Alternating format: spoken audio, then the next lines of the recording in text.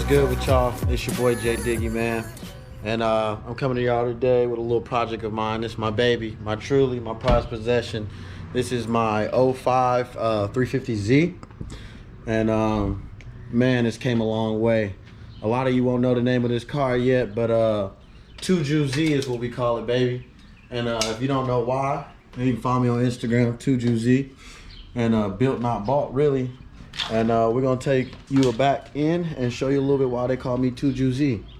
It is a 05 350Z. Originally had the VQ35DE motor in it. Sitting on a 2JZ GTE block out of a Aristo. And it is a front sump oil pan setup. So it fits in there perfectly, man. Honestly, you don't really see a lot of 2JZ content on 350Zs, or at least of it being built and how to build it and how to swap it in. So hopefully I can get a little bit of clarity done, a little questions knocked out the way, any comments and concerns on how I got the motor to fit, how I got everything to cross over and work pretty much. You don't see much footage on YouTube. You can search it up. It's been done plenty of times before, but I've yet to see any. This is my first time doing a project this big, and I decided let's not document and everything like that. Have it in for the most part, the layout, how it's going to sit. I would have documented the process in the meantime when I was doing that. I do have snippets and pictures, so I'll probably make a time lapse later on down the road of when I first did the swap and how I got it to fit with the motor mounts and everything like that, the adapter plate for the trans. It is running a CD Auto 9 trans, so it is in there. Pretty much I was able to reuse that. I used a Serial Shift 9 or GK Tech, my fault, GK Tech shifter. It's what's in it, and it's the current setup. Aluminum drive shaft. I'm currently on the Hexa Motorsport motor mounts and trans crossmember mounts. I was able to reuse the factory location for the transmission weight on the transmission mount. That is aluminum as well. It's a polyurethane, and this is what the mounts currently sit with the car. It sits as flush back all the way as possible as I want it to be. And there's my Hexa Motorsport mount. Still reusing the factory Toyota starter. As you can see, the steering column is, you know, not in the way. Clearance, man, it's cleared all the way. It's literally meant to have a 2J or a RB swap in here, man. It's like, it's crazy how well it just fits so snug in here, man. It's just like it was meant to be in here. I don't know why Nissan never put RB in here.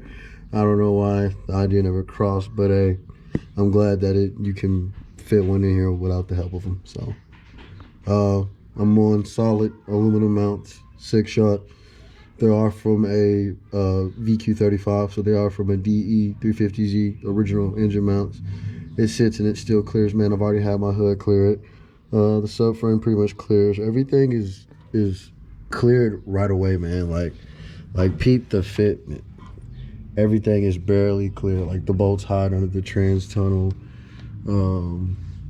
Everything, man, it's got clearance. That's one thing that I definitely wanted when I did this swap, was I wanted clearance. I wanted room to be able to have improvements. And I mean, it's a tight engine bay, tight space, but there's still so much room to move around and kind of make as you go. So I can't really complain. Raceland coilovers.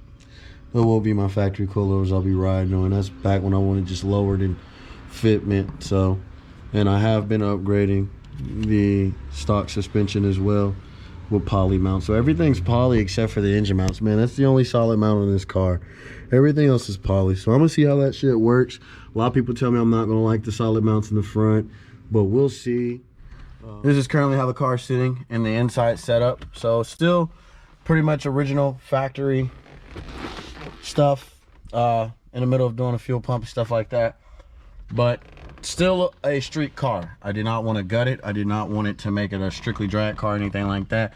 When people ask me what it is, I tell them it's a street queen. It looks so good that you're like, why do you drive it on the street? But at the same time, that motherfucker gets down and she boogies, man.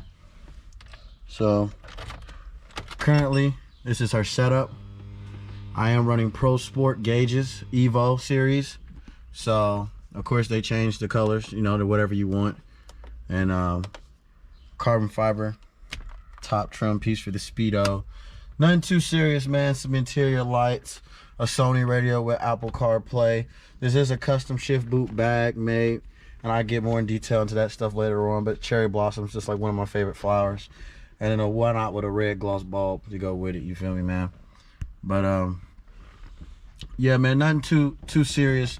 Wanted to keep it pretty much simple. Nothing too much that made it seem like the car was gonna be like some show car, nothing like that. I do want it to look good as a show car, but as of right now, it's just a work in progress.